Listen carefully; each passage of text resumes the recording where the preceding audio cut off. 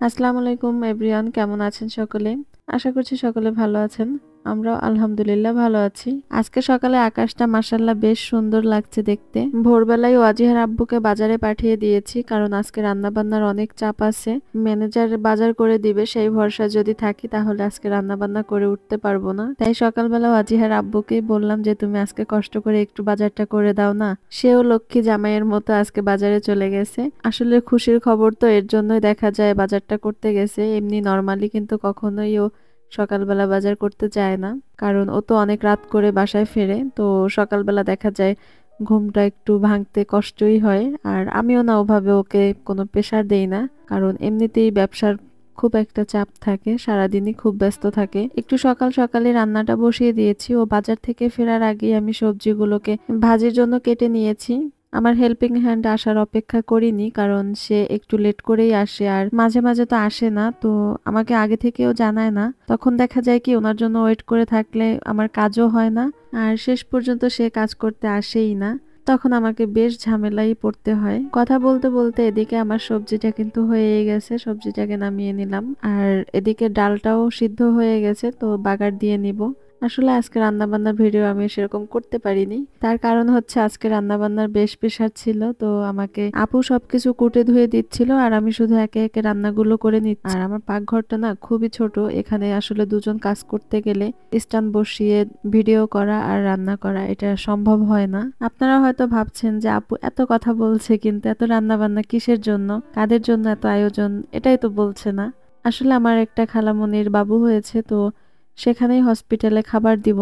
তো নতুন অতিথির জন্য এই আয়োজন, এ কথা তো বলাই যেতে পারে। আমার রান্না শেষ হওয়ার আগে আমার আম্মু চলে আসে। আম্মু হসপিটালেই যাবে বাবুকে দেখতে, তো বললাম যে তুমি এদিকেই আসো, একসাথেই যাই, কারণ বাবুকে নিয়ে আসলে বের হতে গেলে না বেশ খানিকটা ঝামেলা পোহাতে হয়। তো আম্মু থাকলে একটু হেল্প হলো আমার।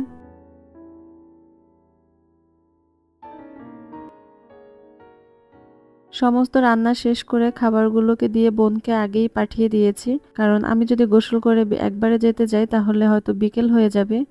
এমনিতেই শীতের দিন, কাজ করতে করতে আসলে বেলা খুব তাড়াতাড়ি চলে যায়। গোসল করে এক কাপ চা বানিয়ে নিয়েছিলাম খাওয়ার জন্য, কিন্তু ওয়াজিহা দিন দিন তো বেশি চায়ের পাগল হয়ে যাচ্ছে যে ওর সামনে না আসলে চা খাওয়া বেশ মুশকিল হয়ে যাচ্ছে। বিকালবেলা ওর প্রচন্ড ঘুম আসায় ও একেবারেই যেতে চাচ্ছিল না, তো খুব শুধু লাফালাফি করছিল, রেডি হবে না এর জন্য। বেশ কিছু সময় ওর পিছনে ঘুরে ঘুরে ওকে রেডি করিয়ে নিয়ে যাই। আর হসপিটালে ঢুকতেই প্রথম কেবিনটাই খালামণিদের ছিল। তবে হসপিটালের পরিবেশটা আমার কাছে একদমই ভালো লাগেনি, খুবই নোংরা ছিল। আমার তো মনে হয় এরকম পরিবেশে যদি সুস্থ মানুষও কয়েক ঘন্টা থাকে সে এমনিতেই অসুস্থ হয়ে যাবে। তবে আমাদের বাবু কিন্তু মাশাআল্লাহ অনেক কিউট হয়েছে। এইদিকে দুই মামা ভাগ্নি কিন্তু হসপিটালে এসেও থেমে নেই, দুজনেই সমানভাবে দুষ্টুমি করে যাচ্ছে। আর এখানে আরো একজন মামা পেয়ে গেছে ওয়াজিহা, তো তার সাথে তার খুব ভালো বন্ডিং। সে তো এখন তার সাথেই ঘুরে বেড়াচ্ছে, কারণ আমার ভাইটা কিন্তু ওকে খুব পরিমাণে জ্বালায় ইদানিং। তো ওকে রেখে ও ওই মামার সাথেই ঘুরে বেড়াচ্ছে। আর আমার আম্মুর কাছে সারাদিন থেকে এখন যখন আমার আব্বুকে কাছে পেয়েছে তখন সে তার নানুকে ভুলে গেছে। আমার মেয়ে তার নানা ভাইকে পেলে তার নানুকে আর দরকার হয় না, তার নানুকে মাইর দিতে থাকে। আমরা এসেছি বেশ সময় হয়ে গেছে, অনেক রাতও হয়ে গেছে, কিন্তু আমার আম্মু এবং নানুর গল্প যেন শেষই হচ্ছে না। প্রিয় মানুষদের সাথে অনেকদিন পরে দেখা হলে যা হয় আর কি। আমরা প্রতিটা মানুষই নিজেদের জীবন নিয়ে, কর্মস্থান নিয়ে এত বেশি বিজি হয়ে যাচ্ছি দিন দিন, যে খুব কাছের মানুষগুলোকেও না সময় দিতে পারি না। তবে আমার কাছে মনে হয় যে যত ব্যস্তই থাকি না কেন, কিছু সময় বের করে হলেও সবার সাথে একটু দেখা করা, সময় কাটানো, এটা আমাদের সবারই উচিত। না হলে দেখা যাবে একটা সময় আমরা খুব বেশি মিস করলেও না চাইলেও আর কারোর সাথে দেখা করতে পারবো না, বা কাউকেই আর কাছে পাবো না। যে কোনো সম্পর্ককেই আমাদের সময় দেওয়া উচিত, কারণ চোখের আড়াল তো মনের আড়াল একটা কথা আছে। আসলেও তাই, দেখা সাক্ষাৎ না হলে কিন্তু খুব প্রিয়জনগুলো এক সময় পর হয়ে যায়। যাই হোক, আমি হয়তো অনেক ভারী ভারী কথা বলে ফেললাম। হসপিটাল থেকে বাসায় এসে মনে হচ্ছিল কি ঠান্ডায় পুরো জমে গেছি, তো বোনকে বললাম একটু কফি বানাতে সবার জন্য।